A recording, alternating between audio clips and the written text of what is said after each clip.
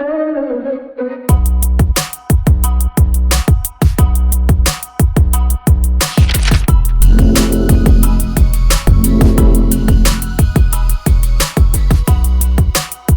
दोस्तों, मैं अक्षय सिंह एक बार फिर से करंट अफेयर की क्लास लेकर आपके सामने उपस्थित हुआ हूँ 21 जून 2021 की।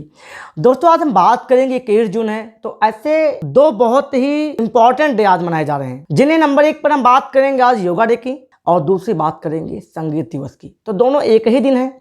अगर मैं बात करूंगा योगा डे की तो 21 जून 2015 को माननीय प्रधानमंत्री जी मोदी जी के द्वारा ये प्रस्ताव पारित किया गया कि भारत में नहीं विश्व के लोगों में भी ऐसी जागरूकता के साथ फैलाई जाए कि योग से लोग स्वस्थ रहें और भारत के गली गली में, हर जिले में, हर गांव में लोग योग करें, अपने आप को स्वस्थ रखें। तो इसके प्रस्ताव को सबसे पहले नेपाल देश ने माना और नेपाल ने अपनी सहमति दी। तो धीरे धीरे और भी देशों ने योग को अपनाया और आज धीरे धीरे स्वस्थ हैं वो लोग। देश और दुनिया के लोग भी, विदेशों के भी लोग अपने जीवन शैली को लगातार परिवर्तन कर रहे हैं और लगातार प्रोग्रेस कर रहे हैं। बॉडी उनकी प्रोग्रेस हो रही है। तो कहीं ना कहीं योग की अगर हम बात करते हैं, योग बहुत ही ज़रूरी है मानवीय जीवन के लिए।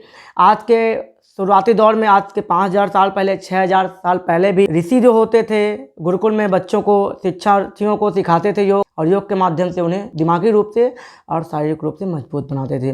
दूसरा अगर बात करते हैं, आज संगीत दिवस भी मनाया जा रहा है। तो संगीत और योग का बहुत ही बेहतरीन कॉम्बिनेशन है। आप म्यूजिक के साथ अगर योग करते हैं तो बहुत ही बेस्ट है, क्योंकि कहा जाता है कि जितने भी आपके दिल में या मन में जो थकावट होती है, संसार का सबसे बढ़िया बेस्ट ऑप्शन आपके लिए म्यूजिक है। म्यूजिक आप सुनिए और सारे कष्ट और दुख आपके जीवन से निकल जाते हैं कुछ टाइम के लिए, क्योंकि म्यूजिक एक ऐसा चीज़ है कि आपके वेव को, जो आपके नेगेटिव वेव्स होते हैं उनको निकाल के पॉजिटिव वेव्स डालता है।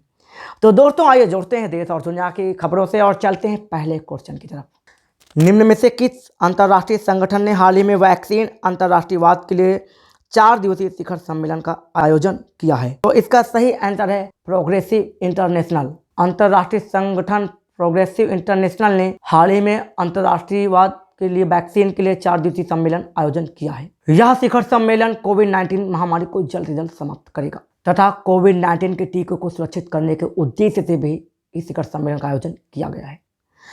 इनमें से किस मंत्रालय ने हाल ही में कोविड-19 महामारी के बाद पर्यटन क्षेत्र को बढ़ावा देने के लिए 3 मसौदा रणनीतियां जारी की है? तो इसका सही आंसर है पर्यटन मंत्रालय। पर्यटन मंत्रालय ने हाल ही में कोविड-19 महामारी के बाद भारत को एक ग्रामीण और चिकित्सा पर्यटन स्थल के रूप में बढ़ावा देने के लिए मंजूरी दे दी है और इनमें 3 मसौदा रणनीतियां भी जारी की है, जो कि गरीबी उन्मूलन और सतत विकास में भी मददगार साबित होगा। केंद्र सरकार ने हाल ही में किस वर्ष तक सड़क दुर्घटना में होने वाली मौतों को 50% तक कम करने का लक्ष्य रखा है? तो इसका सही आंसर है 2024। केंद्र सरकार ने हाल ही में 2024 तक सड़क दुर्घटना को 50% मौतें कम करने का लक्ष्य रखा है। सड़क परिवहन और राजमार्ग मंत्री नितिन गडकरी ने कहा कि प्रत्येक राज्य और जिले में ब्लैक स्पॉट होना चाहिए। 21 जून को विश्व भर में कौन सा दिवस मनाया जा रहा है? तो 21 जून को विश्व भर में संगीत दिवस और योग दिवस मनाया जा रहा है, जो कि प्रत्येक वर्ष 21 जून को ही मनाया जाता है। यह इस वर्ष 7वां अंतर्राष्ट्रीय योग दिवस है। 2015 में योग दिवस की शुरुआत हुई थी। इस बार इसकी थीम योग फॉर वेलनेस रखा गया है, जो शारीरिक और मानसिक कल्याण के लिए भी समर्पित होगा। तो ढेरों शुभकामनाएं आप लोगों को योग दिवस की और विश्व संगीत दिवस की। स्वस्थ रहिए, दुरुस्त रहिए और योग करते रहिए आप लोग। National internet exchange of India ने हाल ही में अपना कौन सा स्थापना दिवस मनाया है? तो इसका सही आंसर है 18वां। National internet exchange of India ने इस बार अपना 18वां स्थापना दिवस मनाया है। NIXI देश का पहला इंटरनेट एक्सचेंज है, जो कि अमेरिका या विदेश की जगह देश के भीतरी भागों को जोड़ने में सहायता प्रदान करेगा। कन्नड़ सिनेमा के मशहूर अभिनेता संचारी विजय का हाल ही में कितने वर्ष की उम्र में सड़क दुर्घटना में निधन हो गया है? तो इसका सही आंसर है 38 वर्ष। कन्नड़ सिनेमा के मशहूर अभिनेता संचारी विजय का 38 वर्ष की उम्र में सड़क दुर्घटना में देहावसान हो गया है। वे फिल्मों में अपने खास अभिनय के लिए, अलग अंदाज के लिए भी जाने जाते थे। संचारी विजय ने 2011 में अपनी पहली फिल्म रंगप्पा होगा बितना से डेब्यू किया था। तो दिवंगत आत्मा के लिए श्रद्धांजलि हम सभी लोग देते हैं, तो उनके इस अभिनय को सराहा जाए और उनकी जो मूवियाँ उन्होंने अपने अभिनय से दी है, अपने अभिनय के द्वारा जो लोगों को सिखाया है, उनसे भी कुछ सीख ली जाए।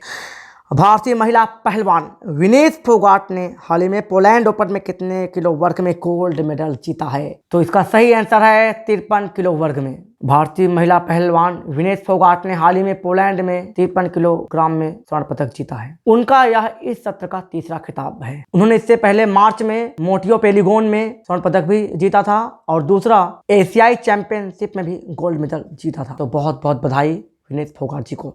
तो दोस्तों, कैसी लगी आज की करंट अफेयर्स की क्लास? योग डे है और आप सभी लोग योग करिए, स्वस्थ रहिए, दुरुस्त रहिए और अपने दिमाग के संतुलन को भी बनाए रखिए और पेशेंस के साथ आगे बढ़िए। मिलते हैं एक और करंट अफेयर्स की क्लास में, तब तक के लिए जय हिंद।